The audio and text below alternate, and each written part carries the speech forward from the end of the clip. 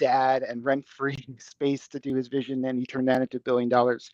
Why is the startup world structurally different for people from diverse backgrounds? Or how?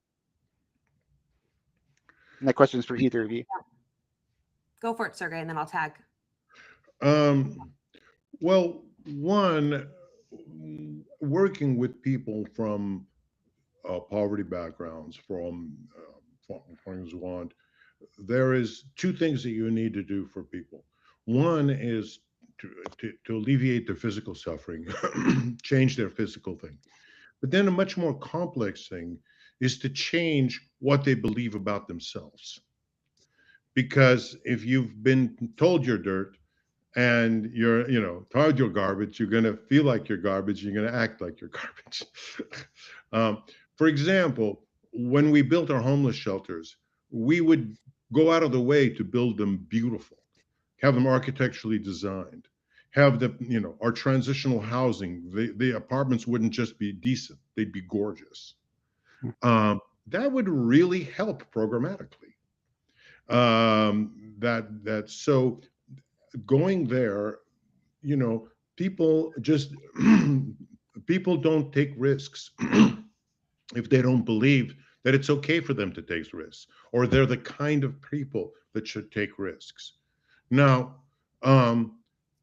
just poverty isn't an issue because there's many entrepreneurs and startup cultures, people that are in startup cultures that come from very poor immigrant backgrounds. Um, I mean, Sergey Brin is from the community I grew up in the Russian community and immigrant community in San Francisco. And we know, early on, we were very poor. But we believed we were something different. We knew we were something different. So does that answer your question? It does. And I'll kind of throw it to Tamara, I feel like there's also a bit of survivorship bias for people who've been through these systems. How do people kind of maintain their vision once they get access to capital income? Like, it seems to me like the risk can be that you don't know how to maintain the thrust of your vision when the reality warping impact of grants come upon a population. Yeah, no, it's a good question. I think part of it comes down to a mindset of a poverty mindset a little bit.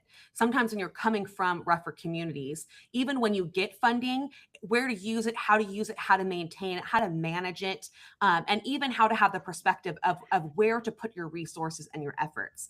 And not that there isn't a lack of desire or that, that survival. For some people, that's enough. Sometimes it takes a little bit more. It takes strategy, or it takes the right opportunity or the right partner. So there's so many different components that are at play in it. But for organizations to really be able to make that difference and move forward, there has to be a little bit of overcoming that poverty mindset and kind of what Sergey was saying, and realizing I can do this, or I'm going to seek help to be able to do this. Part of the reason that we've even existed, we're not a firm that just believes in helping someone get money and then walk away, because we understand that change takes time, even in an organization.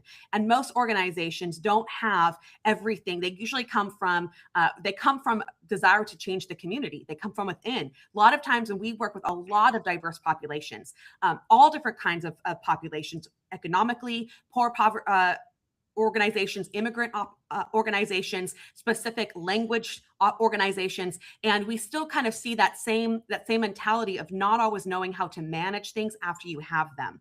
And when you don't have that understanding, and you're kind of going by your bootstraps without having that basis and having that structure, and really you could say maybe a consultant or an advisor or a mentor.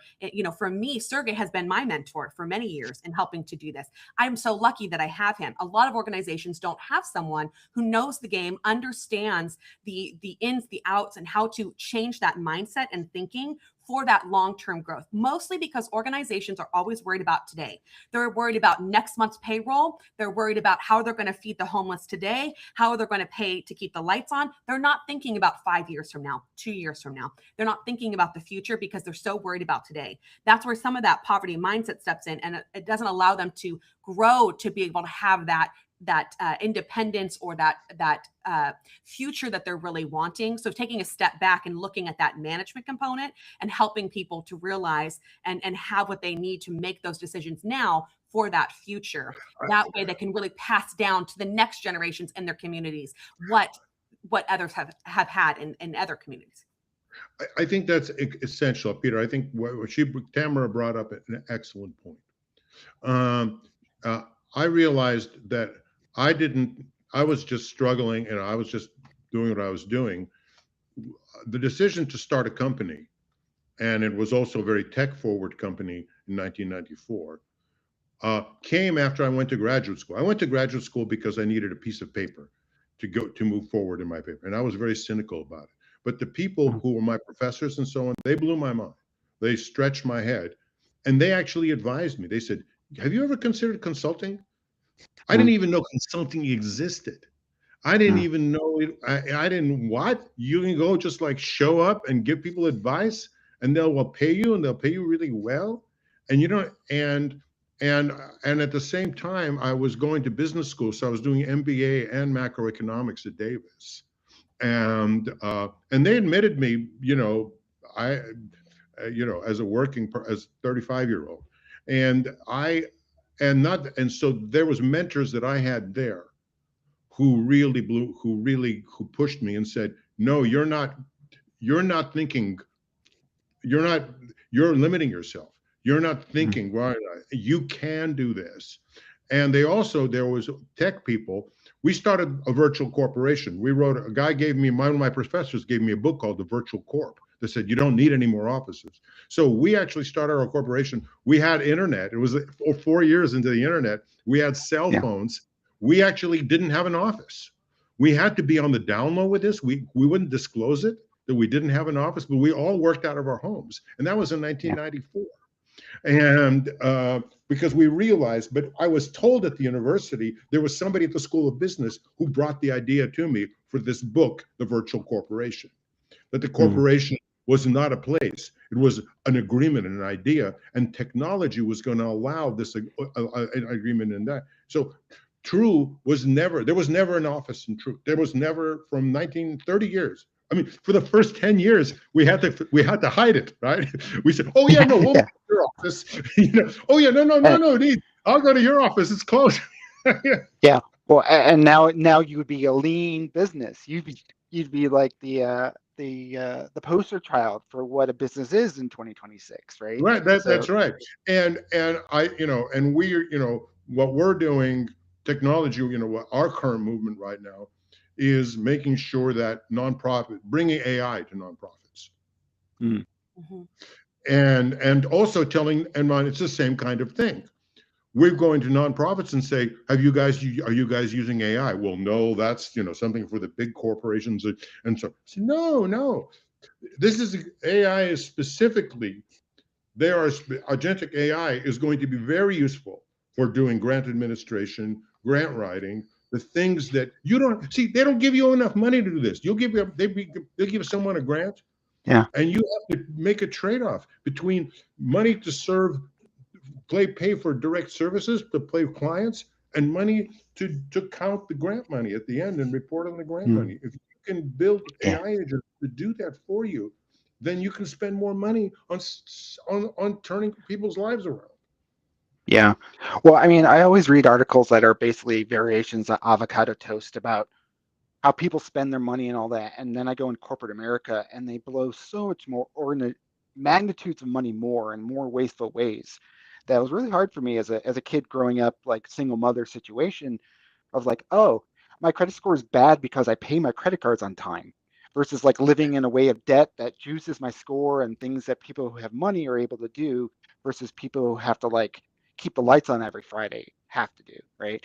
And so I was talking to my financial planner, moneypositive.com, my financial planner, about how a lot of people in this space are first responders versus people who are active members of capitalism, right? They're not able to, like, they can't change the rules of the game. They're just trying to keep their cohort alive in the class war, whatever it is, and they don't get to do the fun things like, oh, we'll declare bankruptcy and short our own company and then make the next company and and all the things like that. So how do you kind of like, a group like you're doing things that I get emails all the time about, like, here's how we can make you raise money and all that.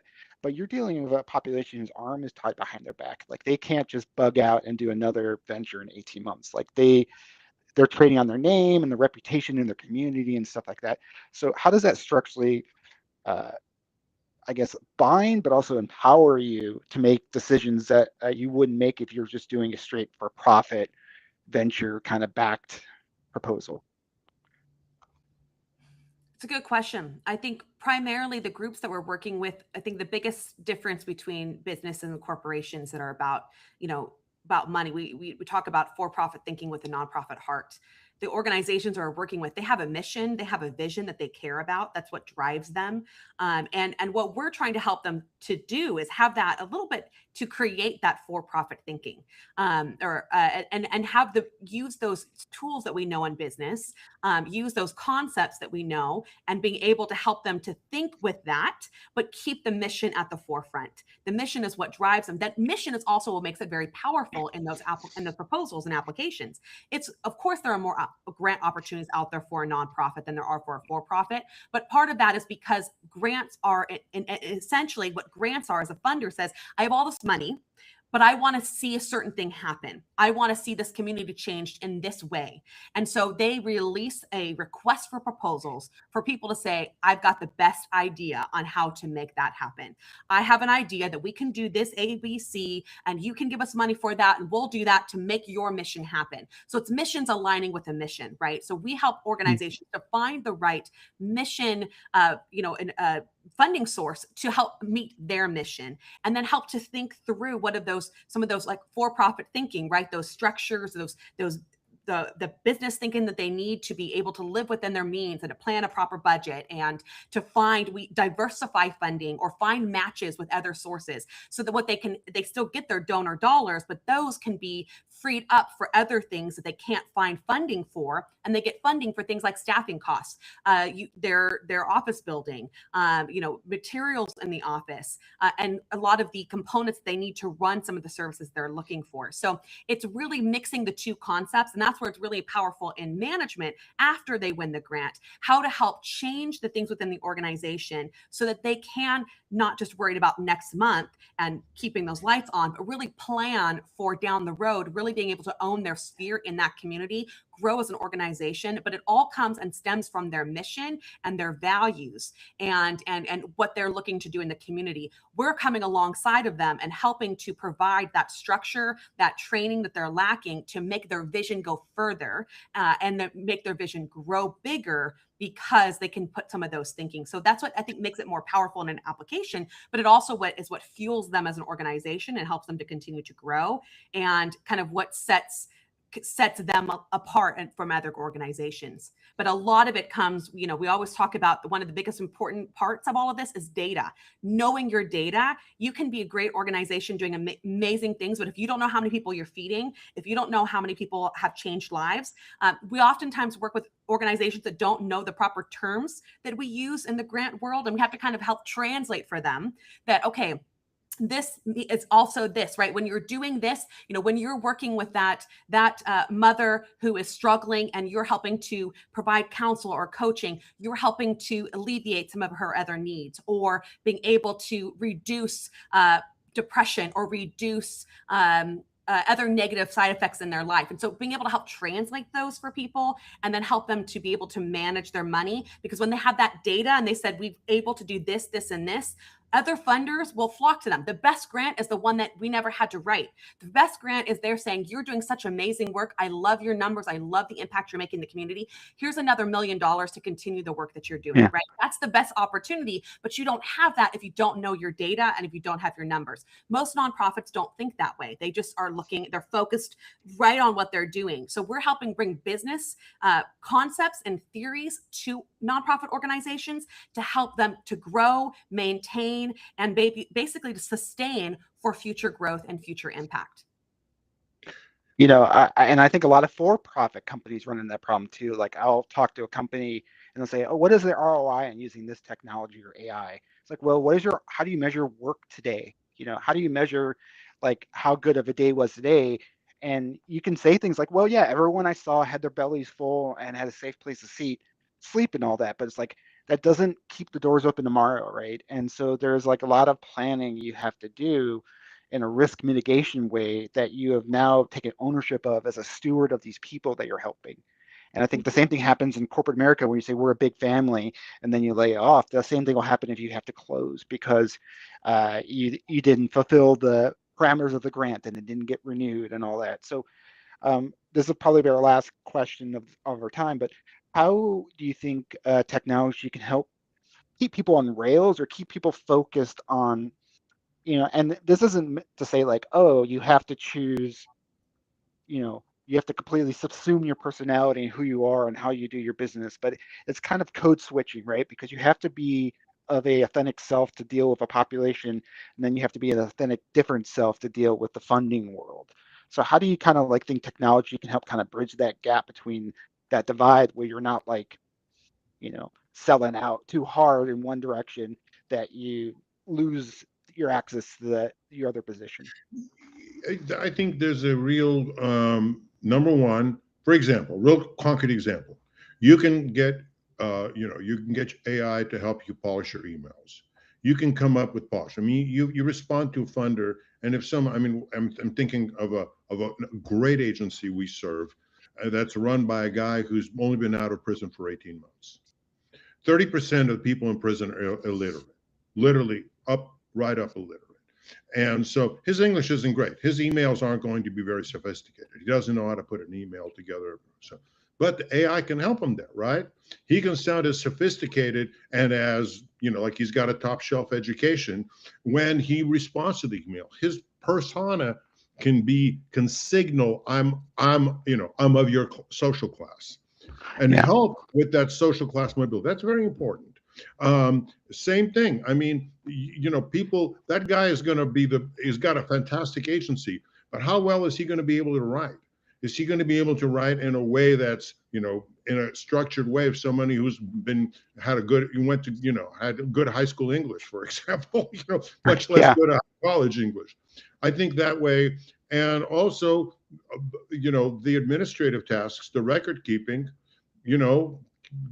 being able to do data collection. I saw something our group is working on. We had Claude write an evaluation report on a program that was excellent. It was very Yeah. slick. That can write for those people. Those people can do that. That's where I'm seeing technology being able to present and signal to the funders that, hey, I'm like you. I would throw one quick thing in there that I think for-profit, nonprofit, in grants, not in grants, the biggest thing that AI can bring is time. It gives you time you didn't have. Most organizations, unless you are a very profitable organization, most organizations, you have people that wear multiple hats. You have a CEO whose job is the visionary, who their job is the 5-10 year plan. They can't get beyond next week because they're dealing with problem after problem after problem. They don't have enough time in their day to do all that they need to do. But that's every role. That's almost every staff member feels the exact same time. Time is the limitation.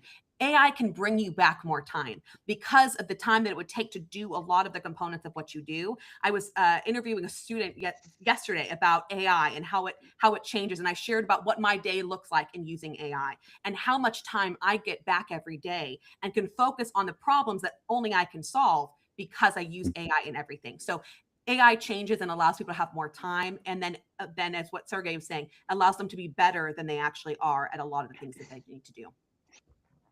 Yeah. And I think that's kind of the mistake people make of AI. It's like, okay, you could do 10 times as much work, but that's not the goal. You should make the single work item 10 times more developed, right? Yeah. And so like if you only have an hour a day to write grants, don't make 100 grants, make 3 home run grants, right? And I think those are the kind of like, right now, especially when we talk about AI slop, it's because people are trying to see how much they could do at once. And of course, jack of all trades, master of none syndrome kicks in and things happen.